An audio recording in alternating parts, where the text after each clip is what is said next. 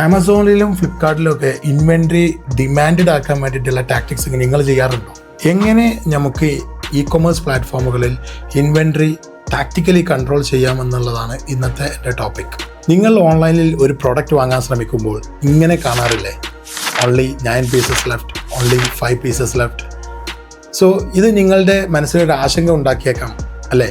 നിങ്ങൾക്ക് ആ പ്രോഡക്റ്റ് കിട്ടില്ലേ, അത് സ്റ്റോക്ക് ഔട്ട് ആകുമോ എന്നുള്ളൊരു ആശങ്ക ഉണ്ടാക്കിയേക്കാം. അതുകൊണ്ട് തന്നെ നിങ്ങൾ ആ പ്രോഡക്റ്റിനെ പെട്ടെന്ന് തന്നെ ഓർഡർ ചെയ്യും. സോ ഇതാണ് ഇൻവെൻറ്ററി കൺട്രോൾ ടാക്ടിക്സ്. നമ്മുടെ എല്ലാ സ്റ്റോക്കും അപ്ഡേറ്റ് ചെയ്യാതെ കുറച്ച് സ്റ്റോക്ക് മാത്രം അവൈലബിൾ ആക്കിക്കൊണ്ട് ഈ ഒരു സ്ട്രാറ്റജി നമുക്ക് ഇംപ്ലിമെൻറ്റ് ചെയ്യാൻ സാധിക്കും. കുറേ SKUs ഉള്ള സെല്ലേഴ്സിന് ഇത് ചിലപ്പോൾ ബുദ്ധിമുട്ടായേക്കാം. പക്ഷേ അവർക്ക് നല്ല ഓട്ടോമേഷൻ ടൂളുകളായിട്ടുള്ള യൂണികോമേഴ്സ് പോലത്തെ ഓട്ടോമേഷൻ ടൂൾസ് അവൈലബിൾ ആണ്. ഇത് ഉപയോഗിച്ചുകൊണ്ട് ഈ സ്ട്രാറ്റജി ഈസി ആയിട്ട് അവർക്കും ഇംപ്ലിമെൻറ്റ് ചെയ്യാൻ സാധിക്കും. സോ ഈ ഓട്ടോമേഷൻ ടൂളുകൾ ഓട്ടോമാറ്റിക്കലി നമ്മൾ സെറ്റ് ചെയ്ത റൂളിനനുസരിച്ച് സ്റ്റോക്ക് അപ്ഡേറ്റ് ചെയ്യുകയും സ്റ്റോക്കിനെ മാനേജ് ചെയ്യുകയും ചെയ്യുന്നു. സോ ഇതുപോലത്തെ ഇ കൊമേഴ്സ് അപ്ഡേറ്റ്സിനായി എന്നെ ഫോളോ ചെയ്ത് കൂടെ കൂടിക്കോളൂ.